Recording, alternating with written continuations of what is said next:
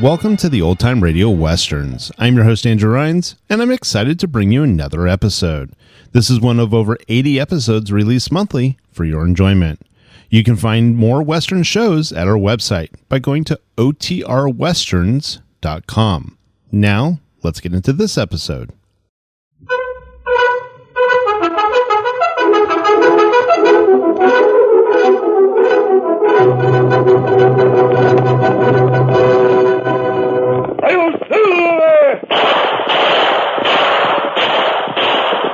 Horse with the speed of light, a cloud of dust, and a hearty hi-yo silver, the Lone Ranger.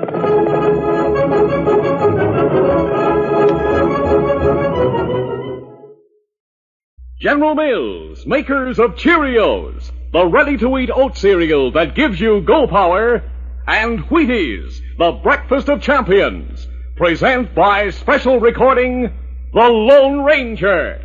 Fullback Bobby is a boy of 9. He can really hit that line. He's a star because he knows he's got go power from Cheerios. Yes, he's got go power. There he goes. He's feeling his Cheerios. Cheerios. Cheerios. Yes, it's a fact. Cheerios does give you real go power. You see, Cheerios is made from oats, and every delicious spoonful of Cheerios and milk is real muscle-building food. Each spoonful contains vitamins, minerals, and proteins your body needs. Yes, the good things in a Cheerios breakfast do good things for your body. Help you have healthy nerves, good red blood, strong bones and muscles. And Cheerios is so much fun to eat, with its distinctive O shape and its wonderful toasted oat flavor. So tomorrow morning and every morning, start the day right with a Cheerios breakfast. Then you'll hear people say, he's feeling his Cheerios.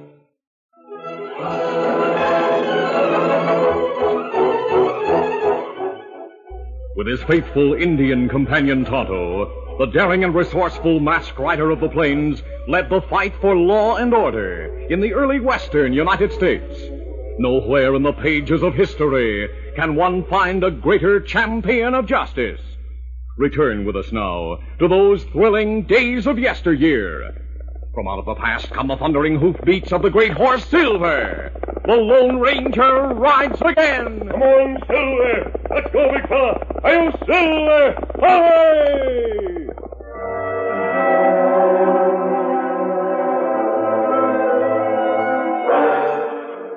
From the shelter of the pines high on the mountainside, the Lone Ranger studied the trail through the pass that led to Collinsville. He adjusted his binoculars carefully and trained them on the horseman who was riding in the direction of the town. At last, he turned to Tonto. There's no doubt about it, Kemosabe. It's Luke Rafferty. He's all dressed up. Black broadcloth coat, flowered vest, white Stetson. But there's no mistaking his face. It's not like Rafferty to travel alone. What him do in Collinsville? I don't know. His men were with him. I guess he was planning a raid on the mine. There's plenty gold there. Them not make shipment to Denver for over a month. He may have come alone to look the ground over. You want me to go town? Yes, Tonto. I'll meet you back at camp.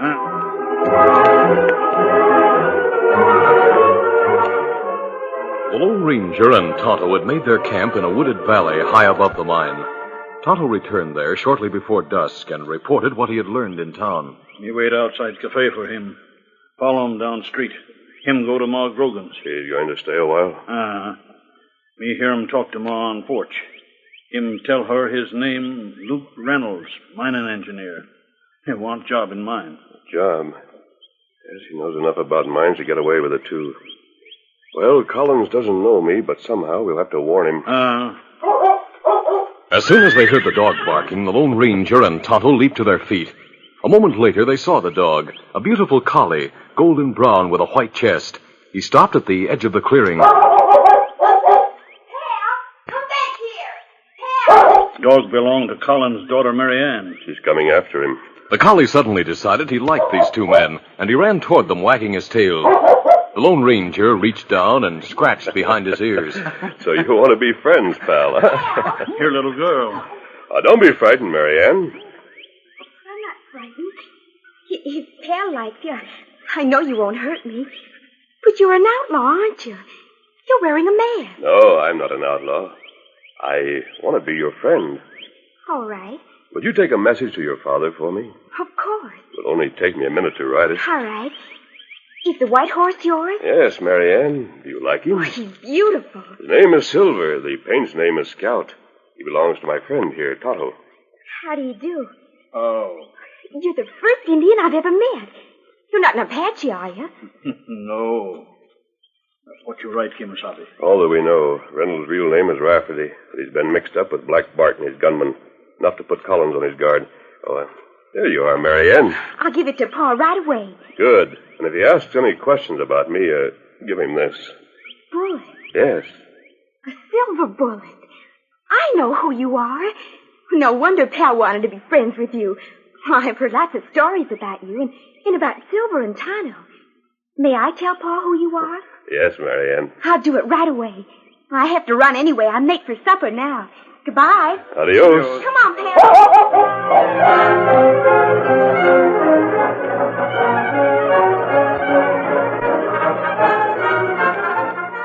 Marianne ran into the house, eager to deliver her message and tell her father about her meeting with the Lone Ranger. But she stopped short when she saw a stranger sitting at the table with her father and her aunt. Well, it's about time, Marianne. You sit down and eat your supper. Oh, this is Mr. Reynolds, Marianne. He's going to work at the Golden Lady. Hello, Marianne.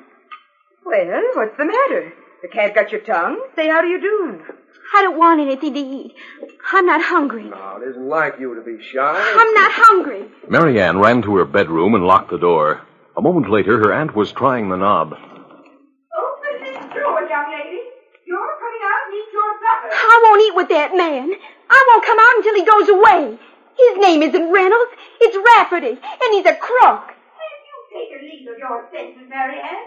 You've never seen Mr. Reynolds before in your life. I don't care. He's a crook. The masked man told me. What masked man? I've got a message for Pa from him. What's the matter with her, Mariah? I don't know, Jim. I've never heard such Oh, talk. Pa, Something about a masked man.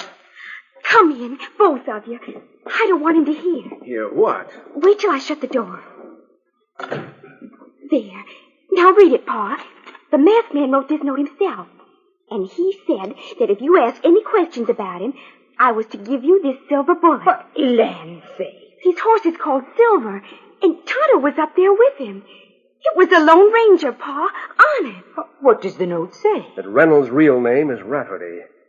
That he used to be a member of Black Bart's gang. Jim, what are you going to do with that gun? I may need it. If this Reynolds is a gunman, you won't have any chance with him. Now be reasonable, Jim. I intend to be. We'll... Wait, listen. Here. Go on. Must have overheard it. Oh, I don't care, just as long as he's gone. But why did he come here in the first place? Will he come back, Mariah? And if he does, will he come back alone?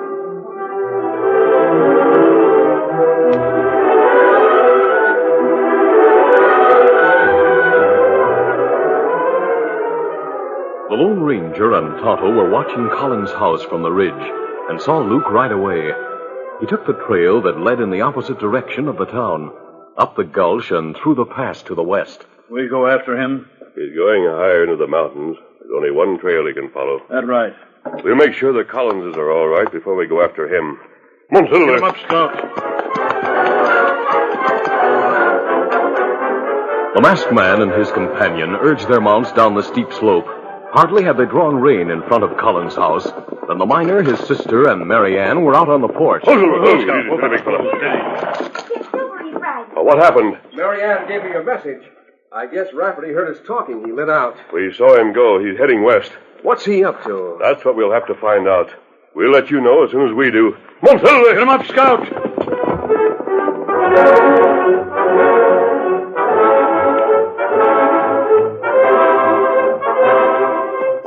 The trail to the west was only a few feet wide, a sheer wall of rock rising to the left with a 1,000-foot drop to the right. It climbed steeply for 10 miles and then began to descend. Lost Valley lay below, and beyond the valley, the snow-covered reaches of the Great Divide soared toward the moonlit sky. He won't try to cross the divide tonight. No. Tonto, keep sharp lookout when we get to Valley. Come on, Silver. Get him up, Scout.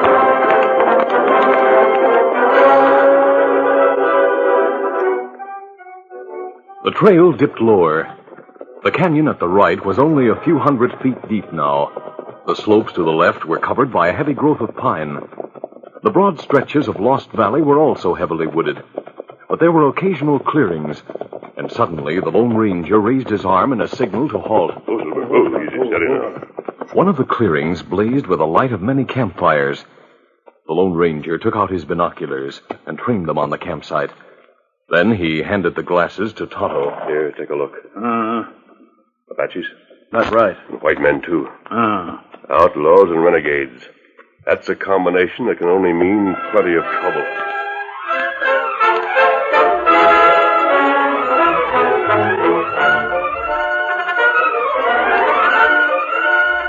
We'll continue our Lone Ranger adventure in just a moment.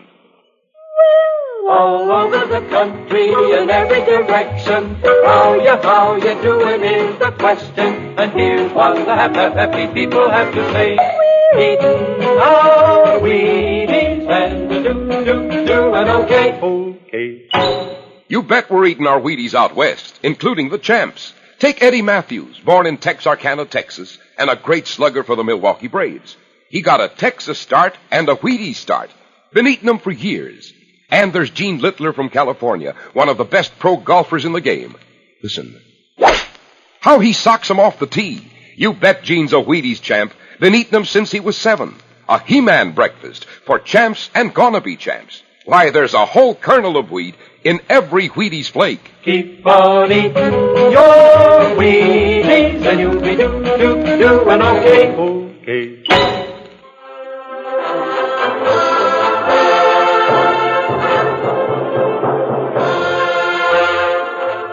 Now to continue. The Lone Ranger and Tonto rode on down to the valley. When they reached it, they found a trail through the forest that headed in the direction of the Indian camp. They rode for 5 miles. Oh, easy. Steady now. Then they dismounted, and leaving Silver and Scout hidden among the trees, went on foot until they neared the edge of the clearing. The Apaches and the outlaws were seated in a great circle around the largest of the fires. Council of War. Maybe so. There's Luke. That's Black Bart sitting beside him. Who's the chief? Red Fox. Him plenty bad. About 100 braves. Rafferty talked to chief. Maybe Tonto get close enough. Hear what him say. Call out in the open. Grass long. It hide Tonto. Me try. All right.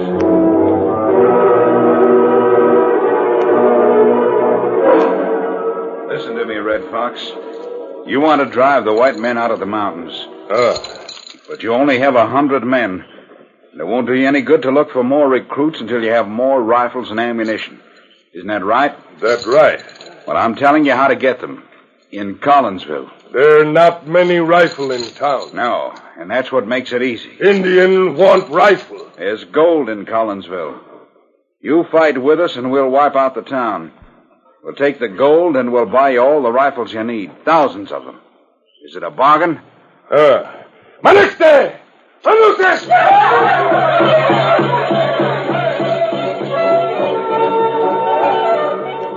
As the drums began to sound, the Lone Ranger watched the slight swaying of the long grass that told him Tonto was crawling back toward him.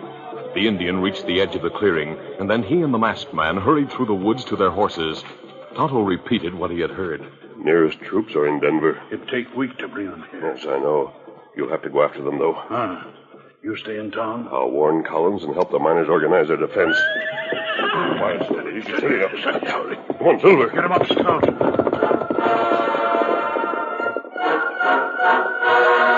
The Lone Ranger and Tonto reached the town shortly before dawn. Tonto rode on to the east, and the Lone Ranger waved goodbye to him as he dismounted in front of Collins' home. Good luck, Kimosabe. Adios. Oh, easy, steady now. A conference with Collins followed, and Marianne was sent down to the town with a message for Nate Higgins. An hour later, all the townspeople had gathered around the Collins front porch. Word had spread as to the identity of the masked man, and as he stepped out on the porch with Collins, a murmur swept through the crowd. Folks, by now you've all heard that we're going to be attacked. Our friend here, the masked man, is going to help us defend ourselves. I want you all to listen to what he has to say. Well, first I have bad news.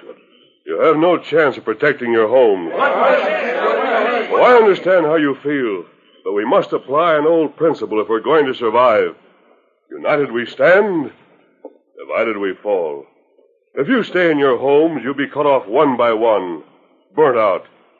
The only place that can be defended is the mine.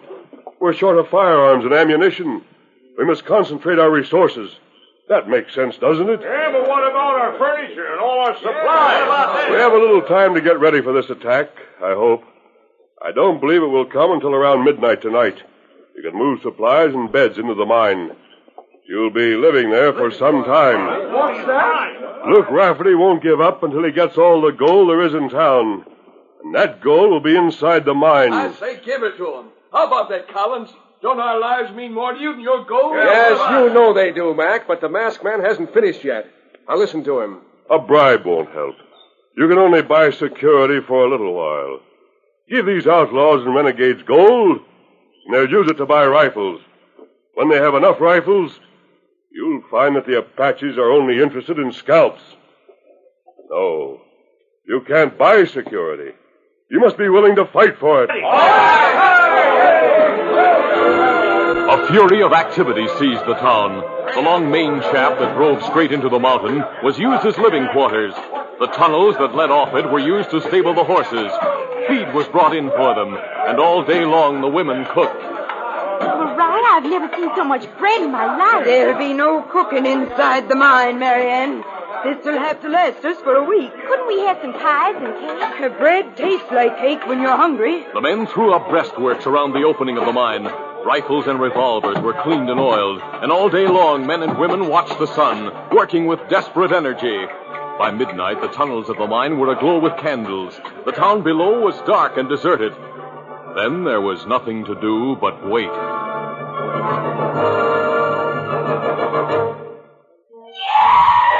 At 11 o'clock, the outlaws and the Indians stormed into the gulch from the west. Their first charge carried them past the silent watchers at the mine entrance. 10 minutes later, the town at the bottom of the gulch was a flaming torch.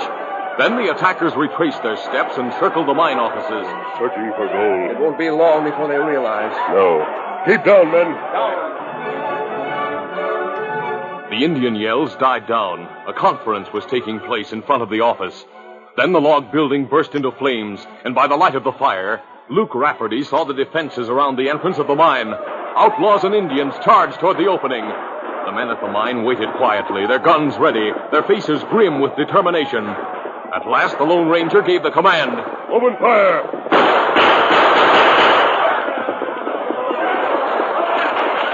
The first charge was broken, but a second followed almost at once, and then a third. Finally, there was a respite.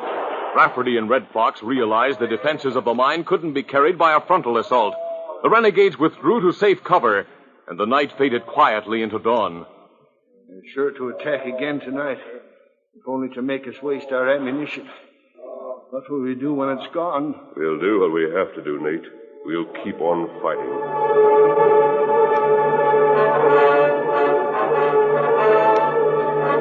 The day passed, and when night came, the renegades began a series of sudden attacks and quick withdrawals. Nate Higgins had guessed their tactics. They were making the defenders use up their ammunition. But there were no casualties that second night, and by the third night, some of the wounded were ready for duty again. The third night was a repetition of the second. The fourth night passed. And then, toward dawn on the fifth night, the defenders of the mine had to beat back the most savage attack.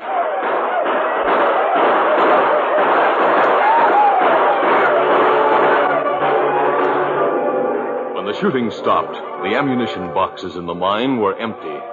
It's come. Next time... All the candles must be put out. What good is that? We'll line the walls of the tunnel.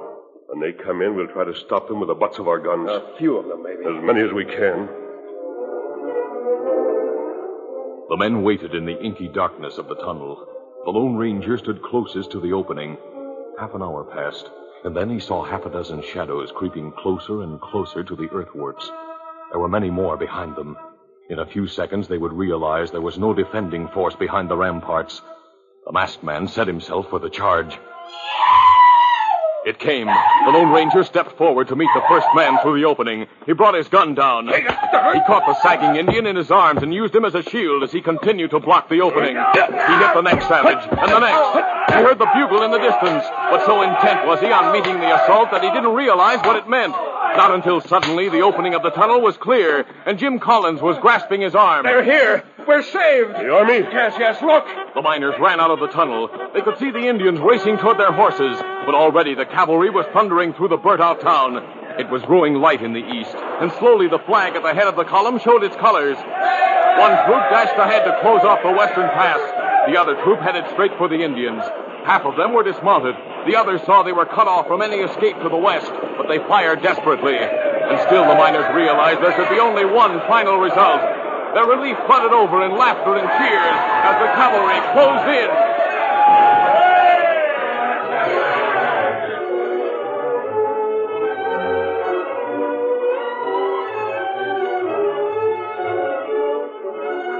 The battle ended as the sun rose.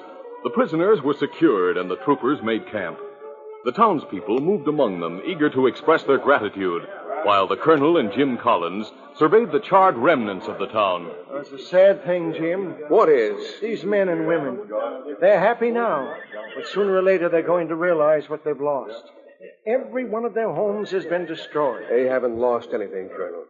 There's $50,000 in gold in that mine. But that belongs to you. No, it doesn't. It belongs to them. They're the ones who saved it from the renegades. And that gold will build new homes for them. You mean? They're not just men and women who work for me, Colonel. They're my friends, my family, as much as Marianne and Mariah are. We fought together well, and now we'll build together for the future. Nothing can discourage us after what's happened to us. It was a heroic stand. I didn't mean the fight. I was talking about the masked man, meeting him and knowing him. Somehow we all seem to have borrowed some of his strength and courage. I don't know. It's hard to explain. You don't have to. A lot of people feel that way after meeting him. It's no wonder, Jim. He's the Lone Ranger.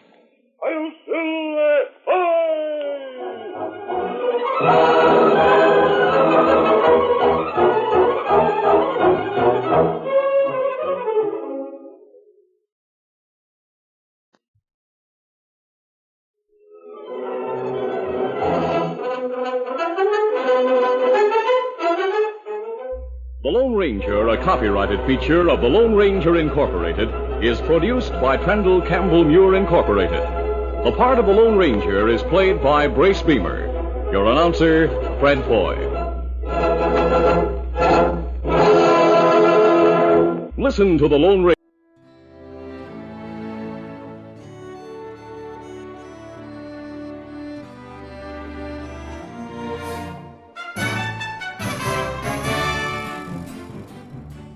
This has been a presentation of OTRWesterns.com, and we hope you enjoyed. Please take some time to like and rate this episode within your favorite podcast application. Follow us on Facebook by going to OTRWesterns.com/Facebook, and subscribe to our YouTube channel by going to OTRWesterns.com/YouTube. Become one of our ranch hands and unlock some exclusive content. We want to thank our most recent ranch hands, Steve and Ron W., who joined us recently. You too can join by going to OTRWesterns.com/donate. Send us an email, podcast@OTRWesterns.com, and you can call and leave us a voicemail, 707-986-8739. This episode is copyrighted under the attribution, non-commercial, share-alike copyright. For more information, go to OTRWesterns.com/copyright. Have a great day, and thanks for listening.